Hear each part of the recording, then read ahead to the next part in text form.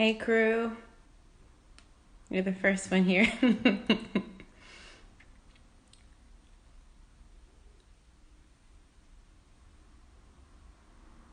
Hey, everyone. We're just waiting for more folks to come in and then we're going to get started.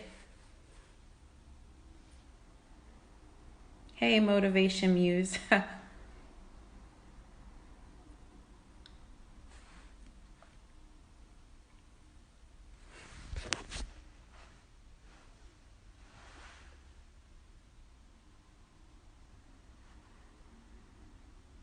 Just going to wait for a few more folks to get in and then we're going to get started. Super excited about this launch of the series and speaking with Kru Maekdo. Yeah, it's going to be great, of Black Lesbian Archives, so I'm super excited.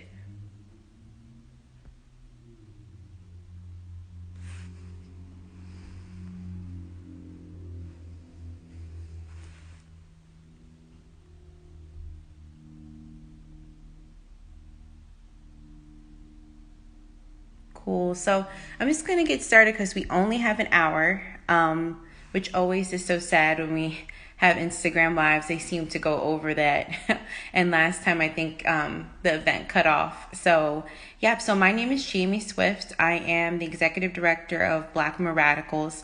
And if y'all are not familiar with Black Women Radicals, we are a Black feminist advocacy organization dedicated to uplifting Black women and non-binary and gender non-conforming activists, radical activism around the world. And that's manifested in three pillars. So if you check out our site, which is blackwomenradicals.com, we have a database profiling over 100 plus historical women leaders throughout the world.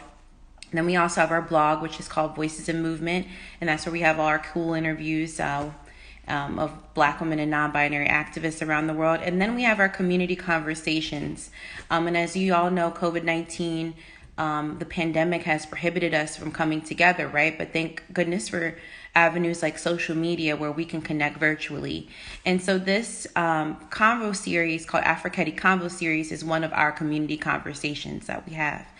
And the point was to really have a series that uplifts and highlights Black women, non-binary, and gender non-conforming activists around the world by interviewing or having someone part of this series every first Thursday of the month, right? So we do that through our blog, but we really wanted to do something through Instagram Live and just for you to get to know folks who are just doing amazing work on the ground. And the title comes from Audre Lorde. I don't know if many of you have read Zombie, A New Spelling of My Name, a biomythography of Audre Lorde. If you haven't, you really should. But it's an honor of Audre Lorde, who later renamed herself Afrekete and also Gamba Adisa, which also means she who makes her meaning known. But the journey of Afrekete, or the journey of Audre Lorde to Afrekete, was finding herself in the use of the erotic, the knowledge of herself and others, and also feminist alliances and encounters. So this is where Afrekete Convos comes from. And I'm super excited to introduce to y'all Kru Maekdo of Black Lesbian Archives, who is our first featured guest for this series. Kru is amazing. Just talking with Kru, getting to know Kru and all the work that they do is just super dope. So let me put Kru on the line and we're about to get started. Also, before we get started, just for y'all to know, this space is a safe space. So no transphobia, queerphobia, homophobia, racism, sexism, xenophobia. That's not allowed and you will be blocked, just for y'all to know. So let's get Kru on the line.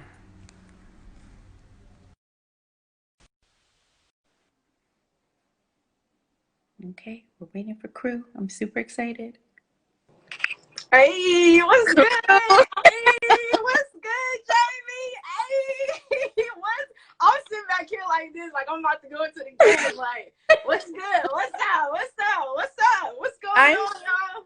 I'm so happy because I've only talked to you and heard your voice, but I've never seen your face, and it's so amazing. Like put the voice to the face. Yeah, man. So dope. Oh my gosh, I get to talk to Kru Maekdo of Black Lesbian Archives. Oh my It's gosh. so good to see you, Jamie. I've been watching your conversations that you've had before this, and it's super fucking dope. And I'm honored to be, you know what I'm saying, the first of the first, you know what I mean, top of the top, you know what I'm saying. I felt special. I was like, oh, me.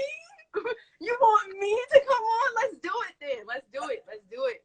Who Definitely. else, Kru? Who else? Thank Kru? you. Who can match your energy? Who can match your love for community? Who can match your desire to create solidarity? Like, that's you. So I am like so happy to speak with you. Like, I've spoken to you many times, but this is something different. You know what I mean? Yeah, right.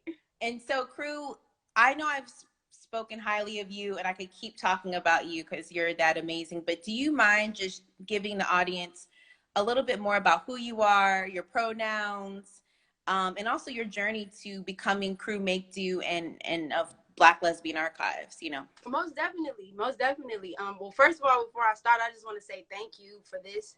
Like, this is a dope ass series, and I wish you nothing but love, success, and everything that you do on this.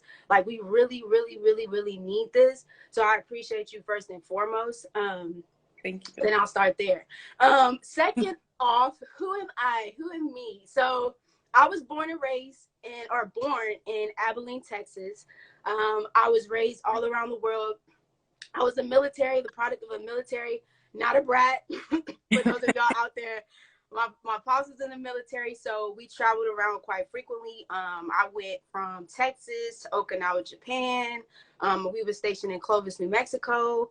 Then I went to Vegas. Then I went to school in Texas. Like, I've been all over the world, all over the globe. I had a love for history as a kid when I was in middle school, especially when I was in middle school, and I started to question every fucking thing. I was like, what is this? Like, when did this happen? Like, I was just so, history, it gave me like a different kind of energy, and I just didn't know why I was so pulled to it. So throughout the years, it kind of like grew and grew and grew and grew. Probably right when I was around probably like high school, I think around high school or whatever. Like, I mean, before high school, but definitely in high school, I always see my mama like working on projects, like making things. You know, I was telling you, Jamie, my mama can make anything out of anything. I promise you. I promise. I've seen my mama make like toilet toilet rolls into like a top plateau for like a Japanese house. Like, wow. It was crazy. So me and my homies were always like, you know, she fueled that fire into our creativity, to making things, to creating things. That's where make do comes from, like making things out of nothing, creating things out of nothing, be able to build things out of nothing. And so that always inspired me. We loved creating experiences. We loved, you know, making things do for the community, for the people that we serve. So I always also love to take photos. I was that kid that was like, give me the camera. You know what I mean? Let me take the videos. Like, whatever we was doing stupid stuff or whatever, I was that kid who was always like recording. I always had the cam. Honestly, a lot of the memories that we do have, that I have for my shit, like, if I wasn't recording or if I wasn't taking the photos, nobody probably would have took the photos. So just being able to go back and like be like, damn, do y'all remember this? Or, you know, y'all remember that? Like, that was just so, that really changed the scope of, or leading and segueing into, you know, the Black Lesbian Archives for me. Now fast forward, college, you know, I went through a heavy, I think that's the first one I can recall, my deep spiritual awakening.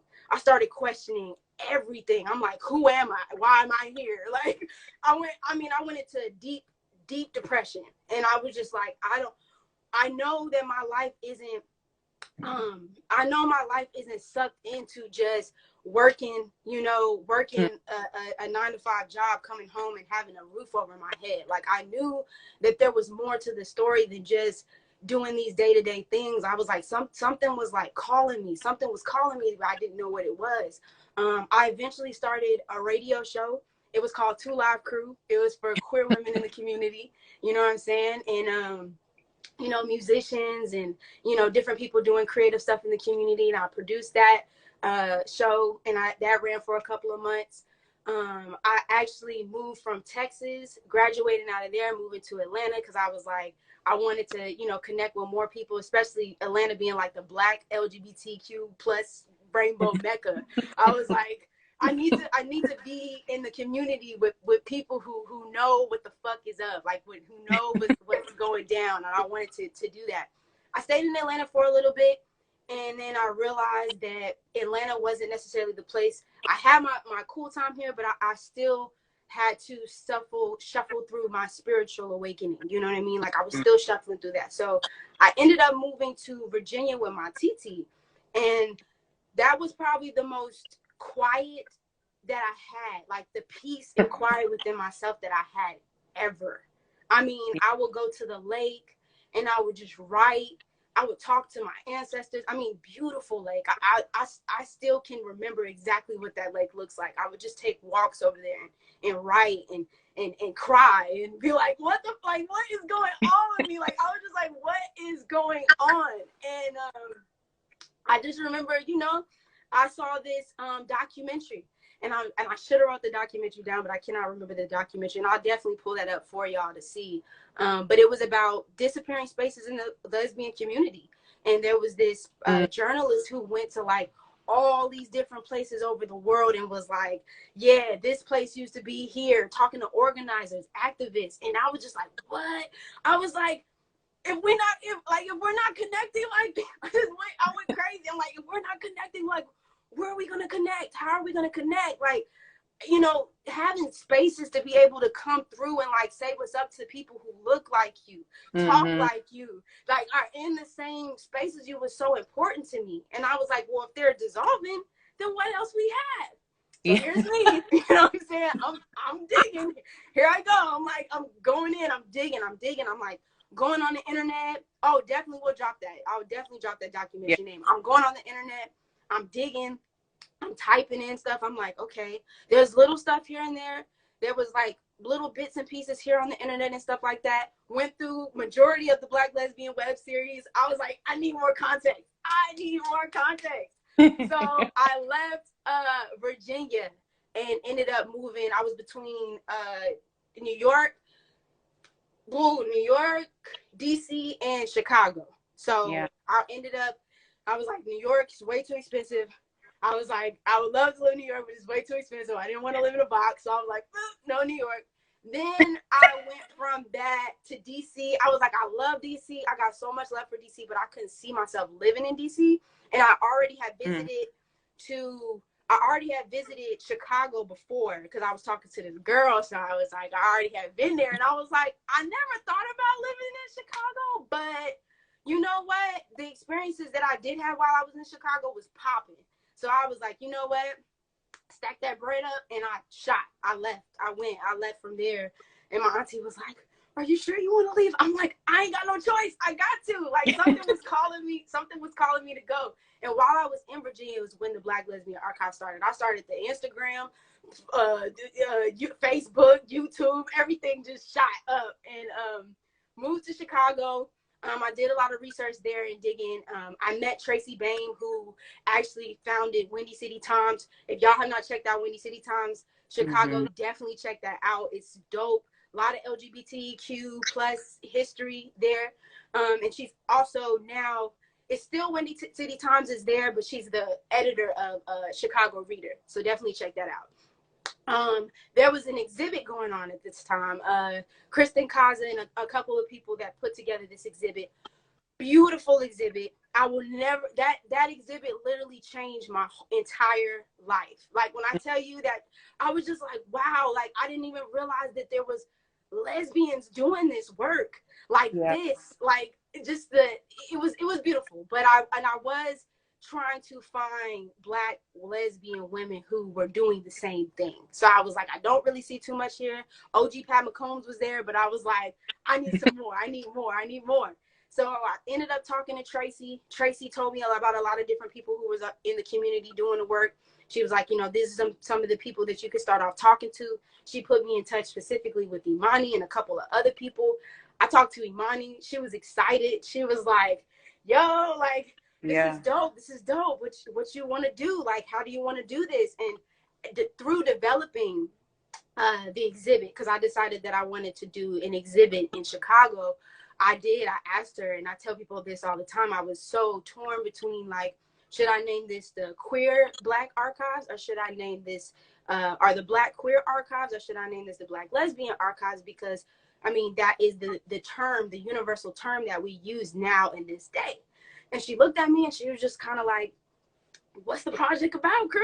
Like, she's like, what's the project about? Like, what are you, you know, what are you trying to put out? Like, what is it that you're trying to do? And I was like, all right, we're gonna go with it. We're gonna keep it as the Black Lesbian Archives, and we're gonna roll with it. So doing research, talking to people in the community, visiting different libraries. Shout out to Gerber Hart, you know, Library Archives. Make sure y'all check, and I will shameless plug, make sure y'all check out Moving Mountain Coffee House this Saturday, because there's so much history in that spot. It wasn't just white lesbians. It was all types of people that came around for Moving Mountain Coffee House. Amazing. So I started talking to people in the community and started gathering all this information. And I was just like, okay, how can we put this together? You know, I'm very much so a storyteller. Like, I love telling stories. You know what I mean? Like, I'm very good at pulling pieces from all over places and putting it into one to display a story. Very good at that. I have a Mars and Gemini. Shout out to you. Basically, I put it together. We ended up having the exhibit. It was going to be for a couple of days initially. And Imani was like, nah, you need to have this for the month.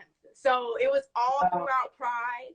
And we had Yvonne Welvin, dope director, writer, producer, everythinger. You know what I mean? She came in, she was dropping her book, Sisters in the Life, African American Media, Lesbian Media. And that was dope. We celebrated her birthday. During the exhibit, we had on one side a BLA confessional where you could come through and like share your story. We had like a list of questions. If you didn't have like something that you just wanted to go off top, we had a list of questions that you can go through and, you know, share a couple minutes of your story. And on the other side, we had like a film screening type of room. It was like a little dark room. And then in it had a couple seats. You could sit like you was in a movie theater. And then we had ChicagoGayHistory.org. That's another plug. If you want to learn about Chicago's history, go visit ChicagoGayHistory.org. It's a lot of different community activists in Chicago you can get that information from. That's where I got a lot of information from, actually. And also Black Lines at Gerber Librarian Archives. And so from that, we did the opening gallery. We did a mixer. We did a couple film screens with like Cookie Hughes and some other folks that we had there. And then we also had an archiving 101 session. And the importance of the archiving 101 session is because most people don't know what actually goes behind archiving. Yeah. Myself included. Listen, I did not go to school for archiving. Archiving chose me. You know what I'm saying? It was something that I had to develop into. Kru, I wanna stop you there because I want to talk to you about that specifically. Because, yeah, I'm sorry, I'm going in. No, you are fine. And also read Kru's interview on blackwomenradicals.com. Yes. Follow Black Lesbian Archives on Instagram, on Twitter, on Facebook. But I wanted to specifically talk about the archives because I want the audience to know. I don't know if y'all do this, but if you type in Black lesbians and say like Black lesbians vintage, and I write about this in the interview with Kru, go to Google, type Black lesbians vintage, and go to images. And you will see some Black lesbians, right, that we know about, you know, maybe Mabel Hampton, maybe Pat Parker, and maybe, you know, somebody else. But if you keep scrolling down, you will see white lesbians, you will see non-Black lesbians, all mixed up and through there. And it's really sad because that's a lot about how like Black queer history has been, Black lesbian history has been, Black trans women's history has been, and Black women's history in general. It's just like, you know, mixing with other people. And so why, in terms of archiving, like how has it been, has it been difficult to find this information? Because I know you and I have talked about how there's like, you go to departments, you go to like, you know, educational institutions, and there's not a lot there. Oh yeah, definitely. It was definitely a pool trying to find, you know, different resources of Black lesbians, and I'm like, damn, why is that? You know, and at first when I came into it, you know, not knowing what I know, I was just so passionate about, like, oh my God, like, why aren't we here? Why aren't we there? And I was very much so compelled to know, like, why aren't we in these places, and where are we at? And I had to realize, like, you really do have to go to the source, especially when it comes to us as Black people. You know, these institutions, you know, it's a lot of racial stuff that goes on behind the scenes, but also, like, our vulnerabilities, our accessibility, all these things that go into, like, actually archiving that people, I don't think would understand if they weren't on the opposite side. Like, it's just like, you know, sometimes people don't want to give their stuff up to an institution or an organization that they don't know shit about. You know what I mean? But also knowing, like, well, if nobody can actually take care of these archives, and I don't have the money to keep it up, because it's a lot of money that goes into that, like, even preservation alone. It's Yes. like, well, what are we gonna create, or what are we gonna build that's outside of these institutions that carry that on, that carry these stories on long term, you know? So that's definitely something that I've had to shuffle within myself. Like, yeah, we're not going to be in all of these places. In the places that we are, we might get a little speck, you know, Yeah. but at the same time, on the opposite end of that, like I said, everybody ain't trying to share their stories and stuff to institutions that A, they don't even trust, or B, they don't have access to, or they don't even know that those things exist at the places that we're talking about. So, Yeah. you know, definitely had to juggle with that, for sure. It's interesting because Spelman recently acquired Audre Lorde's papers, right? Yeah, I was Think there for a lot that. about, I go to Howard, and I think a lot about Howard, and in terms of, like, there's so many Black lesbians. They were just talking about Lucy Dick Slow recently. We used to have a dorm called Slow Hall named after Lucy Dick Slow. You know what I mean? It's like, and also Women in the Life, another Black lesbian, their magazine organization, and I had talked to one of the elders from that organization. They ended up giving their papers to not an institution, but I believe to the library. And it's like, if I wasn't in academia, quote unquote, would I even know about these people? Or even if I have, like, one time I went to Columbia University's campus because I wanted to go to the library, and they were like, Howard's not on the list here.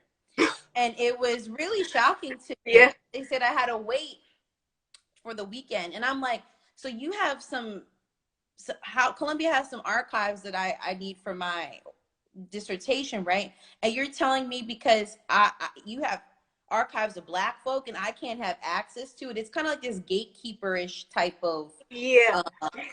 So did you come across that too? Yeah, things get pretty intense, and then I think when they see you, like me, without saying anything at all, and you're looking and things like that, it comes into, like, this, how do I say this? Like, people feel bad about it, you know, like, they're like, well, we're pretty inclusive here, you know. I'm like, whoa, wait, I didn't even ask. Like, I'm just, you know, I'm just looking around to see what y'all got, you know what I'm saying? And if I'm asking about it, I'm not asking you in a way of, I'm like trying to bully you into having our shit here. I'm just asking if it exists. Like, I appreciate you trying to lessen the blow, but if it don't exist, it don't exist. Let's just have the conversations around how we can include that if it needs to be, or if the conversation comes up of how we're collaborating on how these things can be included, how we're building trust between communities, because everybody's not going to be on board to just give it to, you know. Yeah. And even coming through or going to certain places, and people just being like, no, like, we don't have this, and I don't know if we ever will. Like, people being dead ass honest with me, like, you know, just having those conversations, but also taking that as an opportunity. You know, I looked at this as an opportunity. I'm like, okay, well, I'm not pushing to have this in here. I'm just, because a lot of people, not saying everybody goes to college, not saying that everybody has that experience, but from the experience that I had, I'm like, if I knew what I know now, going through the shit that I went through, bruh, my shit would have been so different, because I would have been able to connect to this shit. Yeah. But when you don't have it around you, media is one of the most powerful sources in the world. If you want to talk about change, look what the pandemic is doing. Like, period, point blank, the media is the most powerful source in the world. So just let that be known. Like, if this did exist at this particular time in my life, it could have changed my entire scope.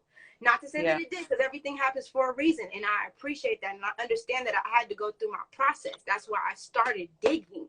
But man, I was like, oh, well, shit, if I could do this, and if I'm just one sole person who's just digging, imagine if we do have this access and what access looks like, and including this or finding an innovative way to create more spaces where people can have this accessibility and learn more about themselves. Because we're a product of the present, and we a product of the goddamn future. So, like, you know what I mean? Like, yes, it starts with us. It starts from our stories and being able to, you know what I mean? I always think of it as like us sitting around this fire, and everybody just standing up and like sharing their stories, and they're like, yo, when they get older and they have kids, or if you don't have kids, or whoever your tribe is, and you're like, you know what? I remember this time we was talking about this, and then the history of this, and then they're like, oh, I didn't know that. Like, you know what I mean? Like, and it just gets passed down, you know, generation for generation to generation. And we need that more than ever, y'all. We and do. You're like a literary griot. You know what I mean? Because you're archivist griot. You know what I mean? Because it's so sad that, first of all, K through 12, we're not learning about, I don't know about y'all, you Kru, or the audience or people watching, but I learned that Malcolm X was the antagonist to Dr. Martin Luther King. Same. I didn't learn about Betty Shabazz. I did not learn about Pat Parker. I was not even learning about Audre Lorde. Like, there was none of that. It was like, and I love respect to the ancestors, respect to our elders, respect to Rosa Parks, respect to Malcolm X, and respect to Dr. Martin Luther King. But those two, particularly Martin Luther King and Rosa Parks, were seen as like the good Black people, and Malcolm X and other people. And don't even talk about Nat Turner. We were not talking about Nat Turner. Nah.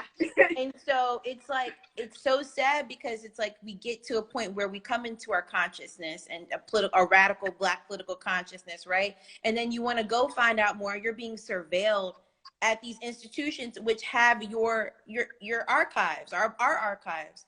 I was in New Orleans, and I love vintage things. I love like going to the past, like food.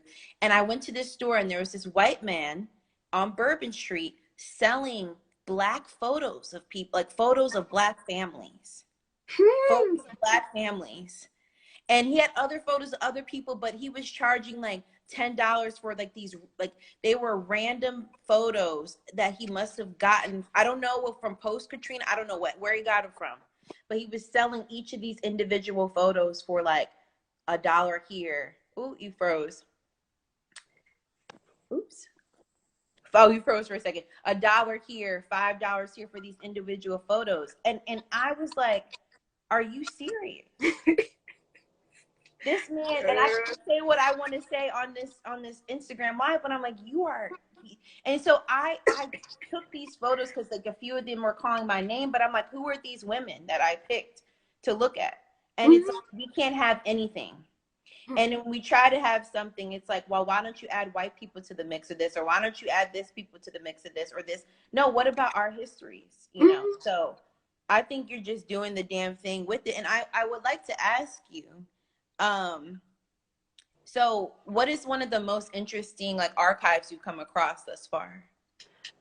Definitely Vernita Gray. That's Bay right there. You know what I'm saying? Sagittarius sun, you know what I'm saying? Vernita Gray, I never got to meet Vernita Gray. But as far as like context, if we want to talk about, one of the first book pieces that I got was from Tracy Bain, and it was a Vernita Gray book, you know, from Woodstock to the White House. And when I read that book, I was just like, I was blown away. She was just such a phenomenal person. And she loved so hard. Like, she loved so hard. And I'm not just talking about in intimacy, like one-on-one relationships, but the community. Like, she was a writer. All right. You know what I mean? And I always tell the story of just, and as simple as it is, of her opening her home up to everybody. Like, she had people literally sleeping in her bathtub. People were getting kicked out of their homes for just being them, doing them. And literally had people in her house. She was also one of the people who started the first, or had the first, LGBT, at that time it was lesbian and gay, but like the first, one of the first LGBTQ parties at Chicago's university. It's not Chicago University. It's I forgot the name of it, but she had one of the first parties in Chicago over by Hyde Park. Okay, and they didn't think that nobody was gonna come to it. They was like, we don't know who gonna come to this, because everybody was so closeted. Like, there was a lot of people who were like on the hush hush. Man, they had that party. Everybody and their mama showed up to that shit. And it got so out of hand. It got so out of hand, Sagittarius style, that they had to shut it down. And they was trying to tell them that they couldn't have another one. So just just that sense of like I said, these spaces, having the community, like having these spaces for us to be able to come together and be us and do us, and not feel restricted, or not have to feel like we have to be a certain way in order to come and be. And so I shout out to Bernita Gray all day, and I'm gonna keep repping your name at the end of the day, because she was just such a phenomenal, person. She really was. Yeah, that is, I'm laughing because you were just like, you make me laugh all the time when we're on the phone, because you're just so amazing and so just like, oh, you make me laugh all the time. You bring so much joy. And it's so funny you say that, because I interviewed Shy Fuse, who co-founded the first LGBTQ plus student org on Howard's campus, and she was also a part of Sapphire Sappho's. I think like the first Black lesbian like social political cultural org in DC, or the first. She was in that too. She was in that documentary too. Wow. Yeah. Listen, and it's like, you can't, it just seems like even at Howard, everyone like knew people who were queer, but they wouldn't say anything. But then there was this party that happened, and then everyone was like, getting it on and popping, and then like on campus it would be like, okay, what's going on? And I had talked to Cheryl Clark, who also went to Howard, and she was like, there wasn't LGBT queer nothing when she nothing. It was like they kind of knew who everybody was. And to see the movement now today, you know what I mean, in terms of what you're doing, you're really showcasing the beauty, the resilience, the sacrifice, the just like the leadership of Black lesbians who were at the vanguard, of this work, which I think a lot of times, and I will say Black feminisms and womanisms forget. You want to conflate everything to like straight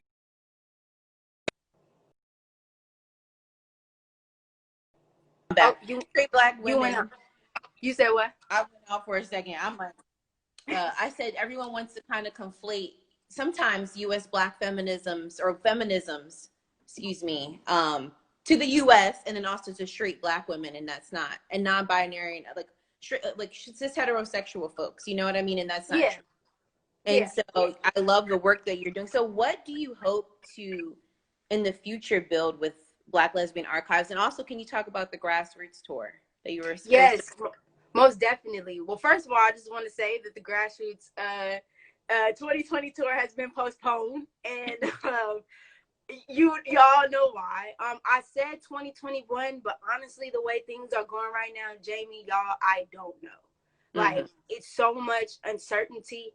And I think more than ever, this COVID stuff has shown us just how much uncertain things can be. Even though we do try to plan for everything, we really don't know. So I will come back to that. But for the Black Lesbian Archive specifically, like, I just hope that if anybody coming to see it, anybody touching it, coming to work, or just be in the presence of the Black Lesbian Archives, or people that have been or a part of this community, be inspired to share your story.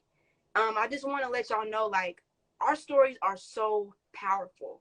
Our stories can change the entire scope of things, you know? it can change the entire scope, whether it's digital or we having face-to-face, you know, interaction. Just sharing it alone. And I know sometimes it can be hard because you do, when you are sharing your truth, you have to be vulnerable. And sometimes your vulnerability ain't pretty. You know what I mean? Like I've been feeling that with myself. Sometimes my vulnerability, it's like, oh my God, like damn, you know what I mean? Like when you realize just how much shit. And but just know, whether you're talking to a friend, a homie, whether you're writing it out and you sharing it, or just somebody. It doesn't have to be a whole audience of people, but just share your story with somebody. Just share it. We have so many tools right now that are free, free tools that we can use right now to share our story. You know what I mean? And keep continuing those stories, to keep those stories alive. So nobody has control over our narrative, because we're the ones who have to make that. We can't have nobody else making that decision for us. And if we're not sharing, guess what? They control the narrative. They're going to tell us how we're supposed to live. They're going to tell us how we're supposed to be. But for us, hell no. We have that power. If anything, now we have the technology, we have the sources, we have the resources to create something that's never been done before. And I just and that's beyond Black lesbians. Like this is universal. You know, I tell people all the time, Black Lesbian Archives is just the seed, you know. But I see, what I foresee for Black Lesbian Archives is just all of us being able to know who we are in our own shit, but also being able to come together and collectively work together. Even, I'm not saying everybody got to be cool, because I ain't cool with everybody, you know what I'm saying? But I love people too, you know what I'm saying? But at least be able to come together, share our gifts, share our talents, share our stories, share ourselves with each other, and be like, you know what? Even though this might not be working out, we can build something that's different, that's completely different from our stories now. So definitely that for Black Lesbian Archives. Now the Grassroots 2020 tour, I was so, listen y'all, it took me a minute. Like it took me a minute to get over it, because I was so in my ego. I was just like, we're supposed to be going on tour. I was supposed to be doing, you know, I was so distraught. And if y'all listen to the podcast, the Black Lesbian Archives podcast, y'all will hear it in my voice. I was just like, day 26.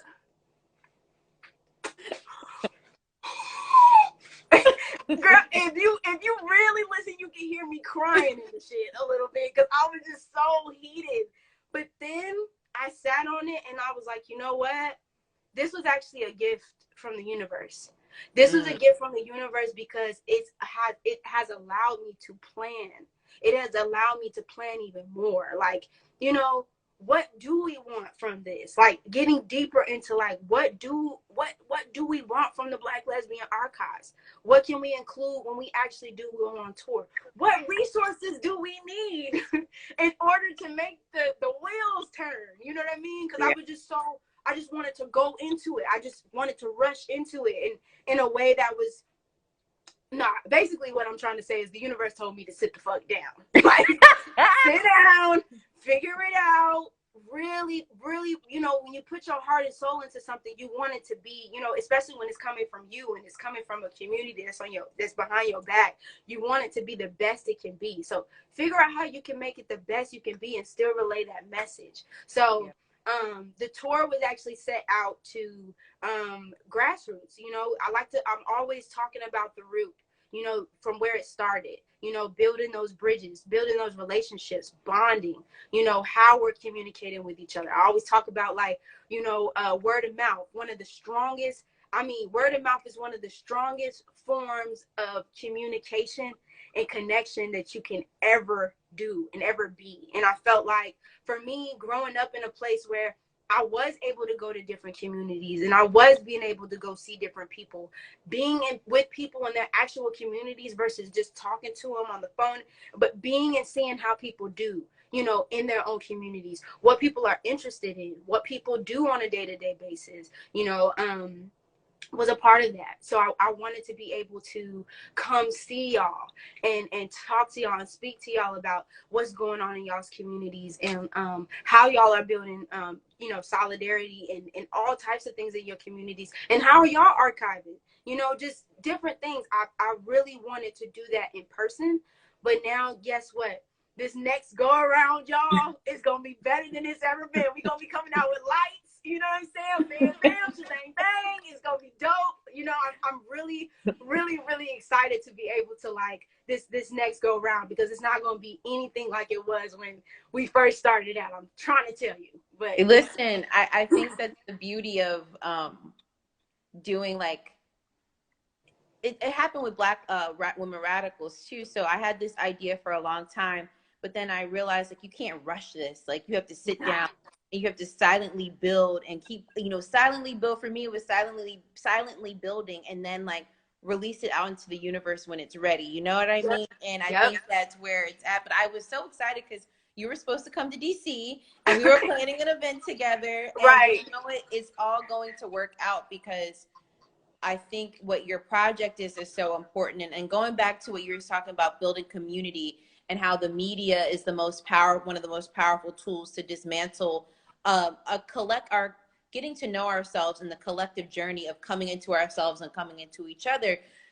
That's another reason why Black Women Radicals was started, was because, you see a lot of times media didn't in the beginning want these Black stories, these Black feminist women. Yeah. But guess what? Now Black feminism and womanism is all the rage now. Right. And they pick and choose who they want. They pick and choose the kind of like subdued text or whatnot. You don't know who the gatekeepers, quote unquote, of these articles are. They exploit a lot of times the writers who are Black women and non-binary folks. Yeah. And so you see a lot of like niche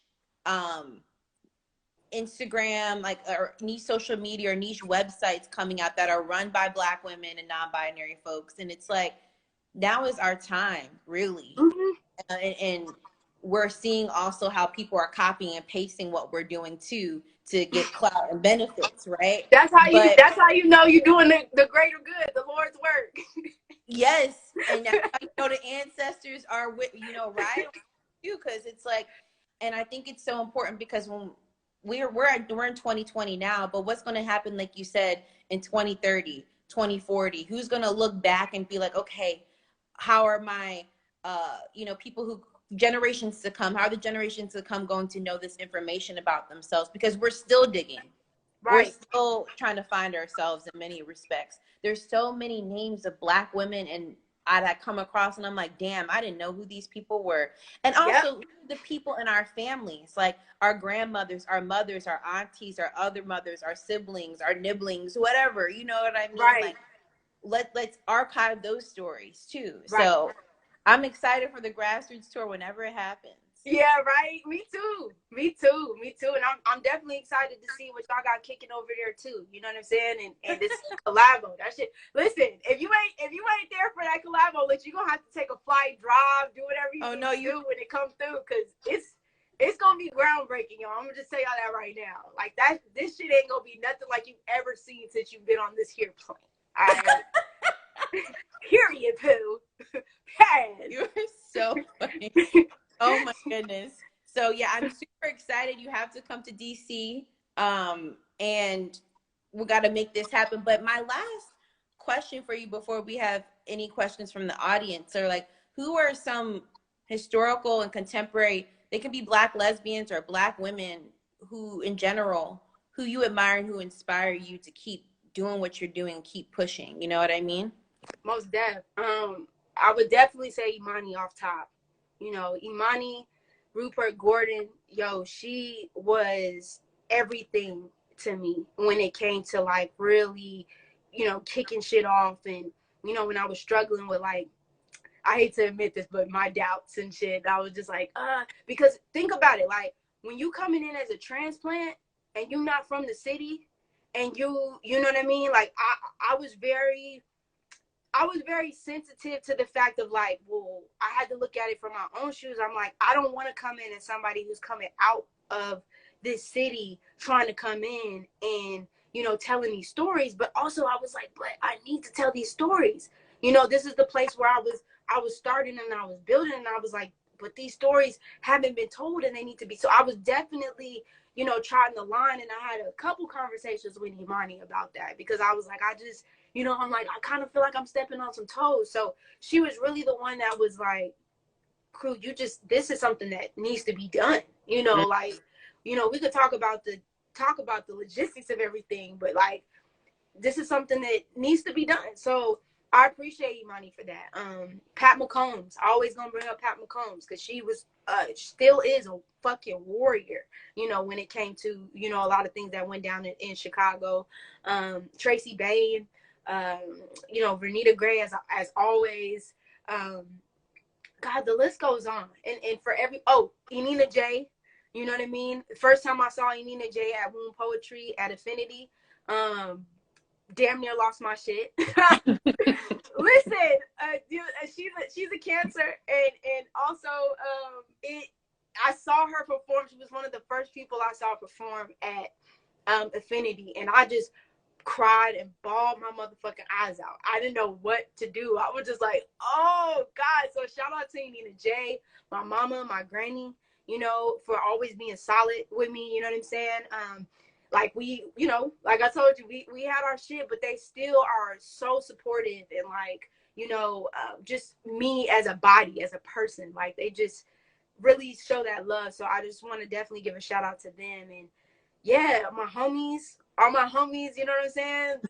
That's still down after all these years. Like, really, I do appreciate y'all. I appreciate everybody also who's been supporting this as it started, as it continues to grow. I appreciate you, Jamie, for like, you know, making these stories happen and come together and being excited about the shit and being, you know, you sometimes you come across people in the community that like, you like, this motherfucker just wants some clout. Like, you know what I mean? Like, you be like, this motherfucker just wants some goddamn clout. Sit down somewhere. You know what I mean? But you've done your homework, you know, and I could tell that you have a passion and love for what you do, and I appreciate that shit. I really do.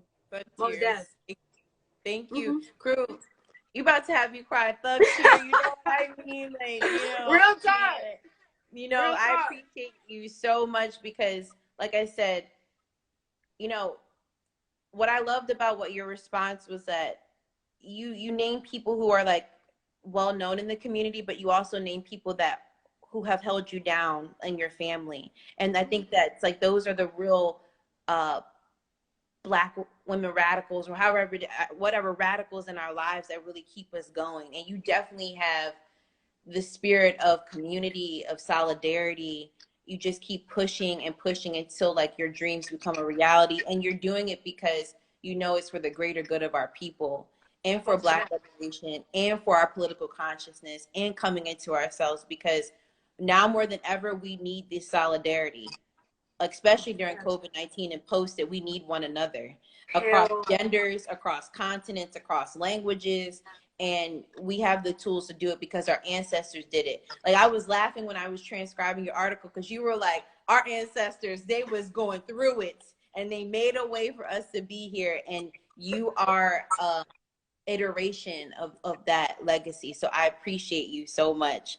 I appreciate you too, for real. Oh, and shout out to my sister Krista Monique. You know what I'm saying? She definitely has been a rock through this process, you know, and through my shit. So most def. But yeah, you know, keep these. I tell people all the time, like, we come from a rich place.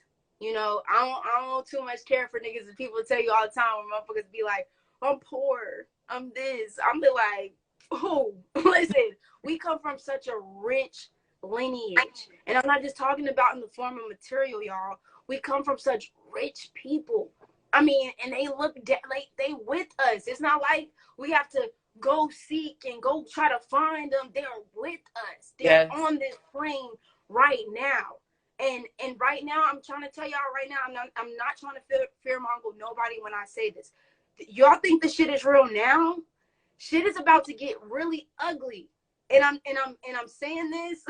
I'm an astrologist, you know what I mean? Like, I've seen it, you know, and just having an intuitive knowing shit is going to have to get worse before it gets better. So just know, from here on out, start building the tribes that you want to be with. Start seeking the things that you're interested in and doing and all that.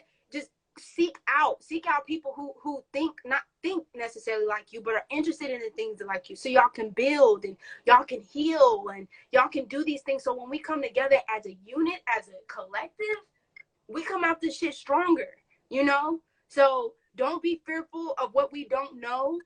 Just know what you know. Keep them eyes open. Yeah. You know what I mean? And go for bro, man. Like, really, go for bro. Definitely. This is what it's all about, coming together. And like you said, and if all of our websites go off or the government takes it down, well, who do we have? We have each other, right? Exactly. And that's it. But I really would like, we have 10 more minutes left, and I really, really would love the audience to ask you any questions. If they have any questions for you, because some folks said that they were ready for questions. So I'm like, let's get it popping. What's good? What's goody? Say what's up. Oh, someone said thank you, Jap Gem. Thank you both for this. No, thank you for tuning in. Thank you for coming. For us laughing. So like me laughing. So real shit.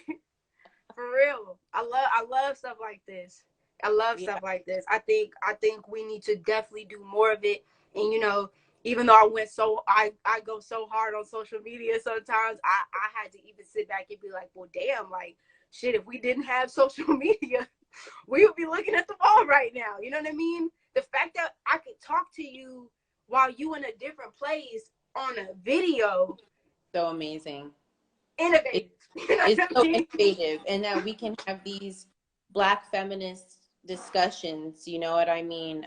Right. And so I think this is so important. And I think that we should just continue this, even offline, online, offline, wherever we are, you know, because this has sustained me during COVID-19, you know, being separated from my family and being able to talk with people and being able to talk with folks like you and seeing just like across the world, in Brazil and around the world, about, like, you know, the work that Black women and non-binary folks are doing. You know what I mean? It's inspiring. And oh, thank you. Okay, yes. Thank you, boo. Existem. Oi, Dai, tudo bem? I think that says Black Lesbians Resist. Yes, this is my friend Dai. She's an amazing activist, organizer in Salvador, Bahia, Brazil. Hey, people should follow her. Mavamba right there. I'm serious. Like, Kru, people are from Brazil, or other people are like, connect with the Black Lesbian Archives, right? Because they have a formidable Black lesbian, Black queer, Black trans presence, a leadership in Bahia, around the world too. So like, this is great. So Dai, it's crazy because we literally, my sister, yesterday, we was just talking about Brazil, because I think, is it the samba or the is it the samba? Yeah, she was like, girl, I'm about to wake up and start sambaing around the house. Oh, you want something to eat? Let me samba to the room. She started doing all that stuff. So we was learning how to samba yesterday. You know what I'm saying? That's dope. It's so I don't know if you know, but I study Black queer feminist politics in Salvador, Bahia, Brazil. And I'm telling you, the work that they're doing there, the work that Marielle Franco, who was assassinated a couple years ago, was Afro-Brazilian, you know, queer, lesbian activist, a politician, human rights defender, but she represented the Black community, the LGBTQ community, women, faveladas, poor subaltern women. Like, she stood up for that, and they assassinated her. The state assassinated her. And it's like, just imagine the power of Black queer women, Black lesbian women, Black trans women around the world who do not get that recognition, right? And so it's, you know, it's amazing. So someone asked, where can I find out more about your experience with the archiving process? Definitely follow Black Lesbian Archives if you haven't already. I am going to start creating more content around the archiving process. I think when I first started, I was like, I'm just a baby. You know what I mean? I think we all get like this. I have to be a pro in order to talk about these things. And I was really, really hard on myself about that. But now I'm like, we all learning this shit. Like every day is a press. So I'm definitely going to start creating more media. I'm in the works of actually bringing in more archivists, like people who are actually in these fields, who are working in the museums, working in the libraries, like all over, to actually come together and have more conversations around it. And also even the storytelling aspect of it, like how I put these things together, like when my like mental process of those things. So definitely follow the BLA if you haven't already. Definitely hit up the YouTube channel, because a lot of the content that I make is visual. I'm definitely a very, very visual person. And yeah, we'll get it cracking. And if y'all know anybody who also works, you know, in the field, let me know, because I would love to contact them. I've been trying to build like a network of archivists, especially people of color, you know, that are in these fields and can share their knowledge, you know, and different innovative ways that we can start learning how to, or creating these archives. So most def. Yeah, yeah, that's a dope question. And Kru, I'm gonna send you an email about some folks that I know, because Howard has a huge, the Moreland Springard Center at Howard has all these amazing archives. The Schomburg Center has amazing archives. Oh yeah. And, you know what I mean? And it's Oh like, yeah, Schomburg. I'm actually talking to God, his name, his God. I can't believe I can't remember his name. Steven was one of the people that when I first started digging Steven's Fullwood, his name came up. And oh my God, when we talking about lesbian and gays, y'all, yo, history at the Schomburg was incredible. And actually we were supposed to be doing an event in New York where we had like we were setting up a private event to come to his house and actually view his collection at his house. That's why I was like, wow. God. So if you when we do, you know, fuel this, I would love for you to come out with me to DC, or not DC, to New York. Yes. And like come, because that, listen, we'll talk. I would love that, because I love the Schomburg. And if people haven't been to the Schomburg, please go. The Schomburg Center for African American Research, I'm telling you, in Harlem, please go and interrogate and examine those archives, because they have it. And one of the few places that do. So yeah, I'm super excited for what is to come. I hope there's some more. Are there any more questions that anyone may have? Most def. Oh, happy full moon in Scorpio. You know, shout out to the Scorpios out there. You know what I'm saying? I know it's a full moon. This astrology, I've known nothing. Wait, what, Jamie? Did you tell me your sign? I think I'm in Aries. When's your birthday? March 31st. March 31st. Yeah, you definitely Aries. You right before that April 1st. You definitely Aries. I love Aries. Oh my God. I love Aries. One of my favorite uncles is an Aries. One of my homegirls from childhood is an Aries, man. Every time we came together, it was like my homie Seneca. Wow. It's like this between us, I guess. Real shit. We get that shit cracking. I love Aries. Check out what does that say? It's playing archiving of the gay and lesbian experience in South Africa. Wow. That's amazing. Thank you for sharing that. Wait, is that tonight? Check out After 9. It's a play archiving the they're telling us to just check it out. Ma After 9. It's a play archiving of the gay and lesbian experience. Oh, most def. Will do. It's an event, I think, later on of Asian American feminists. I'll actually post that in the BLA stories. She's actually doing an event, I think, later on tonight, if I'm not mistaken.